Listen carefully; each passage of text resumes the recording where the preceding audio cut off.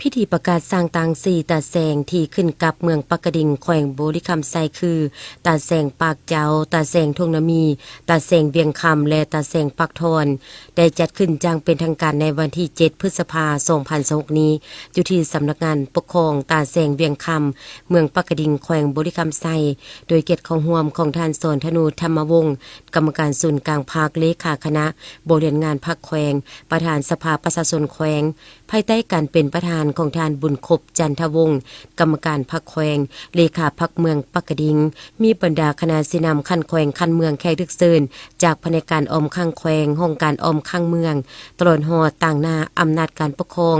บาน47บ้านภายในเมืองปักกะดิ่งเข้าร่วมในพิธีได้รับชมการแสดงศิลปวรรณคดีจากสาพันธ์บ้านภายในเมืองจากนานทานแก้ววงทองกรมมะแสงห้องเลขาพรรคเมืองประธานคณะกรรมการปกครองเมืองปักกะดิ่งได้ผ่านบริงานโยการกะเกียมการสร้างตางสีตาแสงภายในเมืองปักกะดิ่งแขวงโบริคำไซตาแสงปากเจ้าห่างจากสำนักงานปกครองเมืองประมาณ2กิโลเมตรประกอบมี13บ้านมี 2,900 กว่าครอบครัวมีพลเมือง 16,200 กว่าคนหญิง 8,300 กว่าคนมี18หน่วยพักมีสมาชิกพรรคทั้งหมด361สหายหญิง109สหายตาแสงทงนามีห่างจากเทศบาลเมืองประมาณ18กิโลเมตรประกอบมี10บ้านมี 3,100 กว่าครอบครัวมีพลเมือง 18,100 กว่าคนหญิง 9,100 กว่าคนมี18หน่วยพักมีสมาชิกพรรคทั้งหมด255สหายหญิง43สหายตาแสงเบียงคำห่างจากเทศบาลเมืองประมาณ30กิโลเมตรมี12บ้านมี 2,500 กว่าครอบครัวมีพลเมืองทั้งหมด 15,700 กว่าคนหญิง 8,000 กว่าคนมี15หน่วยพักมีสมาชิกพรรคทั้งหมด207สหายหญิง73สหายตาแสงปักทอนห่างจากเทศบาลเมืองประมาณ80กิโลเมตรกวมเอา12บ้านมี 2,000 กว่าครอบครัวมีพลเมือง 11,600 กว่าคนหญิง 5,800 กว่าคนมี14หน่วยพักมีสมาชิกพรรคทั้งหมด198สหายหญิง38สหายพ่อมีอย่างใดบ่งตัวแต่งตั้งคณะบริหารงานพรรคทั้ง4ตาแสงคือบ่งตัวแต่งตั้งสหาย4อัมพรหมายมั่นเป็นเลขาคณะบริหารงานพรรคตาแสงปากเจ้าสหายพิมพ์มณีแสงดาวเป็นเลขาคณะบริหารงานพรรคตาแสงเวียงคำสหายคำปรารถนา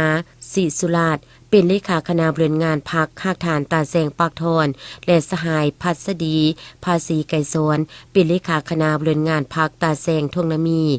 มอบมติว่าด้วยการสร้างตังคณะพรรคทั้ง4ตาแสงโดยเมนทานโซนธนูธรรมวงศ์เลขาคณะบริหารงานพรรคแขวงประธานสภาประชาชนแขวงฮับโดยทานบุญคบจันทวงศ์เลขาคณะบริหารงานพรรคเมืองปักกะดิ่งและมอบให้เลขาคณะบริหารงานพรรคข้างฐานทั้ง4ตาแสงของเมืองปักกะดิ่ง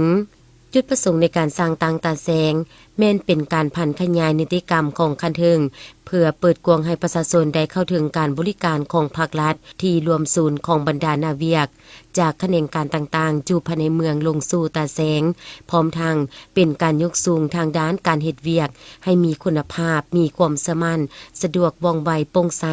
ยุติธรรมรับประกันขอบเขตพื้นที่ได้รับการพัฒนาพื้นฐานของล่างให้ได้ดีในการจะตั้งปฏิบัติบรรดาคาดหมายที่วางไว้ให้ได้ดียิ่งขึ้นในต่อหน้าโอกาสนี้ทานสอนธนูธรรมวงศ์เลขาคณะบริหารงานพรรคแขวงประธานสภาประชาชนแขวงยังได้ให้เกียรติอบรมและทิศนำที่ประกาศพร้อมกันสร้างตัง4ตาแสงถือว่าเป็นเหตุการณ์การเมืองที่มีความหมายสำคัญเป็นบาทเก่าประวัติศาสตร์หน้าใหม่ของคณะพรรคองค์การปกครองและประชาชนบรรดาเผ่าชาวเมืองปักกะดิ่งที่ได้พร้อมเพียงกันพันขยายแนวทางนโยบายของพรรคและกฎหมายของรัฐให้ปรากฏผลเป็นจริงการประกาศสร้างตัง4ตาแสงครั้งนี้แม้นการจะตั้งปฏิบัติทิศทางปรับปรุงปกยับการปกครองขันท้องถิ่นให้มีความเข้มแข็งโดยอิงใส่กฎหมายว่าโดยการปกครองท้องถิ่นฉบับปรับปรุงเลขที่78 สคส.ลงวันที่20มีนาปี2025และนิติกรรมเลขที่04ของหอว่าการศูนย์กลางพรรคว่าโดยการสร้างตังแสงในขอบเขตตัวประเทศข้อกำหนดฉบับเลขที่02 รพสสพหรือว่าของคณะเลขาธิการศูนย์กักพรรคว่าโดยการกระตั้งและการเคลื่อนไหวขององค์คณะพรรคหากฐานตาแสงซึ่งเป็นบนอิงพื้นฐานในการสร้างตั้งระบบการนำพาของพรรคลงสู่หากฐานบริหารรัฐขั้นต่ำสุดอย่างหนักแน่นในนามต่างหน้าคณะประจำพรรคแขวงองค์การปกครองแขวงในนามส่วนตัวข้าพเจ้าขอแสดงความย่อมย่อสมเชยอย่างจริงใจต่อคณะพรรคองค์การปกครองเมืองปากกระดิ่งและการกระตั้งทุกภาคส่วนตลอดหอดพ่อแม่ประชาชนที่ได้ห่วมแห้งห่วมใจผ่านพาสิ่งท้าทายจนสามารถประกาศสร้างตั้งในซี่ตะแสงขึ้นอย่างเป็นทางการในมือนี้ขอแสดงความสมเชย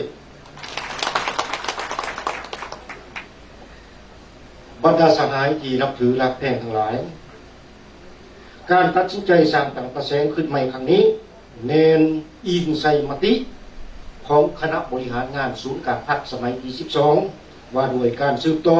พันขยายแนวทางเปลี่ยนแปลงใหม่เข้าสู่วงเลิกมันเป็นความเกี่ยวข้องต่อการอันภาวะวิสัยของภารกิจปกปักรักษาและสร้างสรรค์ประเทศศาสตร์ในระยะใหม่ข่าวพวกเขาหวนขึ้นเมืองประวัติศาสตร์ตะแสงแม่นหัวหน่วยปกครองที่มีมายาวนานและได้รับการปรับปรุงไปแต่ละยุคแต่ละสมัยเพื่อค้ำประกันความมั่นคงของศาสตร์ฉะนั้นเหตุผลและความจำเป็นของพรรครัฐบาลในการสร้างตั้งตะแสงนี้คือว่ามีหลายเหตุผลสมควรแต่เหตุผลอันสำคัญที่สุดมีบางเหตุผลคือจังซี่ 1. สืบต่อปรับปรุงบูรณะระบอบประชาธิปไตยประชาชนให้มีความหนักแน่นเข้มแข็งเอาการบริหารบริการของรัฐลงไปใกล้ชิดที่แท้กับประชาชน 2. สืบต่อหันลงก่อสร้างหลักฐานการเมืองพัฒนาชนบทรอบด้านโดยถือเอาประชาชนเป็นใจกลางเอาการแก้ไขความทุกข์ยากของประชาชนเป็นปัญหาสำคัญและเป็นปัญหาหีบด่วน 3. เอาการบริหารของภาครัฐลงใกล้ชิดที่แท้กับประชาชนเพื่อนำพาประชาชนจัดการปฏิบัติแผนพัฒนาเศรษฐกิจสังคม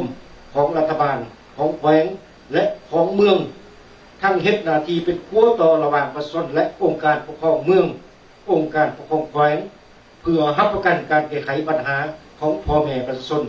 ให้ทันเวลาและทันสถานการณ์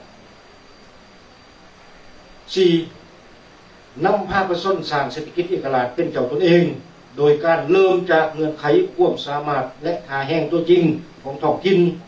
เพื่อแก้ไขความทุกข์ยากและยกระดับชีวิตการเป็นอยู่ของประชาชนให้นับมือนับปีขึ้น 5. เสริมขยายสิทธิเป็นเจ้าของประชาชนบรรดาสันคนยกระดับเรียกงาน3สร้างแขวงเป็นหัวหน่วยยุทธศาสตร์สร้างเมืองเป็นหัวหน่วยเข้มแข็งขอบด้านสร้างตะแสงและบานเป็นหัวหน่วยพัฒนาให้แข็งแรงกว่าเก่า